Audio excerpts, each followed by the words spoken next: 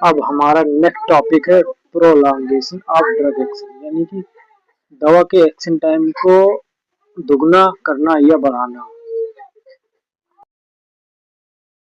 अब इसमें दवा की क्रिया को लंबा करने या उसको बढ़ाने का मतलब है कि दवा को इस तरीके तैयार या बदलाव करके बनाया जाए कि उसका असर शरीर में ज्यादा समय तक रहे।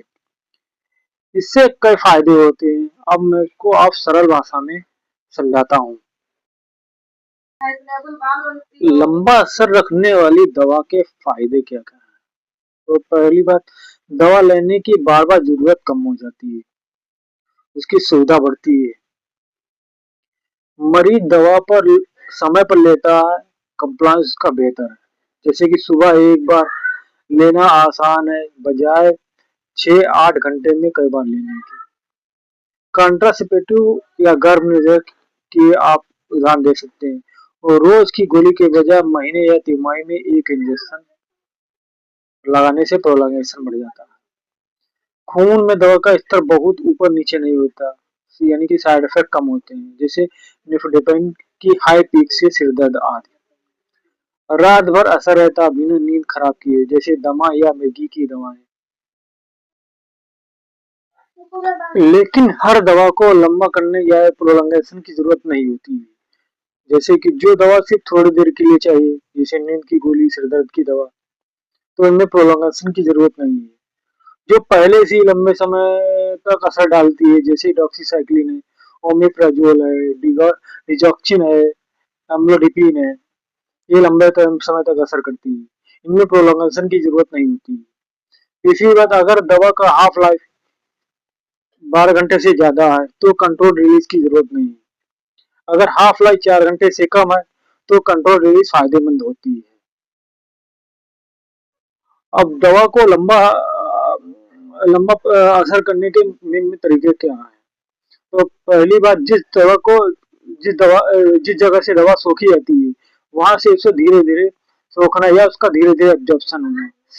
तो पहले से मुंह से ओरल से रहते हैं, तो उसमें सस्टेन रिलीज वाली जो टैबलेट होती है, कैप्सूल होते हैं, और ये जो धीरे धीरे इनका जो होता है एब्जॉर्प्शन होता है, तो इनकी कोटिंग ऐसे बनाते हैं कि ये लंबे समय तक काम करते हैं। ज्यादा तो डीएसआर वाले कैप्सूल होते हैं, जैसे पेंटाप डीएसआर वगैरह, तो इनमें कोटिंग होती है। तो ये एंटासिड वाले कैप्सूल होते हैं, काफी देर तक काम करते हैं। अच्छा, दवा के कणों को रेजिन या प्लास्टिक या दूसरी चीजों से कोट करके बनाते हैं ताकि ये पेट और आंत में धीरे धीरे रिलीज हो। अच्छा, कंट्रोल रिलीज टैबलेट में सेमी परमेबल मेम्ब्रेन होती है। इसका असर 4 से 8 घंटे तक बढ़ जाता है, लेकिन ज्यादा नहीं, क्योंकि दवा कोलन तक पहुंच जाती है। ब्लड लेवल में थोड़ी वेरिएबिलिटी हो सकती है।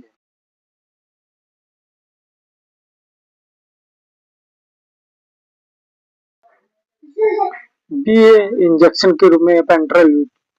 तो दवा को इंसाल्युबल रूप में, जैसे बेंजाथिन पेनिसिलिन, लेंटिल इंसुलिन या तेल में घोलकर टिपोप्रोजेस्टिन इंजेक्ट करते हैं। टेलर इम्प्लांटेशन या बायोडिग्रेडेबल इम्प्लांट से दिन से महीनों तथा सालों तक का असर रहता है। लोकल एस्थेटिक में एड्रेनलिन मिलाकर एब्जॉर्प्शन धीमा करते हैं, वैसो कंसिस्टेंट बनाते हैं इसको। सी है त्वचा पर ट्रांसडर्मल की तौर पर, तो पैचेस, स्ट्रिप या ऑइंटमेंट में दवा लगाते हैं। फॉर एग्जाम्पल दे सकते हैं जीटीएन पैच दिल के लिए। अब दूसरा है प्लाज्मा प्रोटीन से ज्यादा बाइंडिंग कराना। कुछ दवाओं को ऐसा बनाते हैं कि प्लाज्मा प्रोटीन में बहुत ज्यादा जुड़ जाएं और धीरे धीरे फ्री होकर काम करें, जैसे कि सल्फाडॉक्सिन। तीसरा है मेटाबॉलिज्म को धीमा करना, यानी शरीर में इसका धीमे धीमे टूटना। तो छोटा सा केमिकल बदलाव करके मेटाबॉलिज्म कम करते हैं। फॉर एग्जाम्पल के तौर पर देखते हैं, एस्ट्राडॉल में एथनिल ग्रुप जोड़ने से ओरल कंट्रासेप्टिव लंबा असर वाला बन जाता है। ये गोलियां ज्यादा लंबा असर तक काम करती है। एक दवा दूसरी दवा के मेटाबॉलिज्म को रोककर उसका असर बढ़ाती है। फॉर एग्जाम्पल देख सकते हैं, एलोप्रिनॉल 6 मरकप्टोप्यूरिन को बचाता है। रिटोनोविर एंडेनोविर को बूस्ट करता है। सिलास्टाटिन इम्पेनिम को किडनी में बचाता है।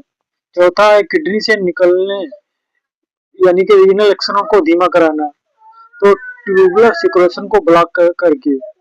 फॉर एग्जाम्पल के तौर पर प्रोगेनासिड, पेनिसिलिन और एम्पलीसिलिन का असर लंबा करता है। अब एक और नई टेक्निक आई है, टारगेट ड्रग डिलीवरी, यानी खास जगह पर दवा पहुंचाना और लंबा रखना। तो नई तकनीक है जो दवा को सिर्फ जरूरी जगह पर पहुंचाती है और लंबे समय तक रखती है। नंबर फर्स्ट है लिपोसोम्स, छोटे छोटे नैनो वेसिकल 60 से 80 नैनोमीटर लेसिटिन से बनते हैं। आईवी इंजेक्शन से लिवर, स्प्लीन और कुछ कैंसर सेल में जमा होते हैं। फॉर एग्जाम्पल देख सकते हैं लिपोसोमल एम्फोटेरिसिन बी, ये काला जार और गंभीर फंगल इंफेक्शन में काम आता है। अच्छा, और अगली बात है एंटीबॉडी लगाकर और टारगेट कर सकते हैं। दूसरी बात है ड्रग रिलीज इम्प्लांट्स, तो इम्प्लांट पर दवा कोट करके टारगेट ऑर्गन में लगाते हैं। फॉर एग्जाम्पल के तौर पर प्रोजेस्टिन वाला आईयूसीडी 5 साल तक प्रोटेक्शन देता है। इसमें अगली बात है कोरोनरी स्टेंट पर एंटी थ्रोम्बोटिक ड्रग कोट करके स्टेनोसिस रोकते हैं। तो ड्रग एक्शन प्रोलॉन्गेशन हम संक्षेप में समझ सकते हैं कि इसका मरीज को क्या क्या फायदा होगा। हर दवा जरूरी नहीं है, लेकिन हर दवा के लिए जरूरी नहीं है। डॉक्टर दवा की प्रकृति देखकर ही तय करते हैं कि कौन से फॉर्मुलेशन इस्तेमाल करनी है, किस मरीज के लिए, कितनी देर के लिए, और कौन सी दवा कितनी देर फायदा करेगी। तो उसका प्रोग्रेशन बढ़ाया जाए या घटाया जाए, या कितनी जल्दी देनी है, इस समय के लिए। थैंक्स।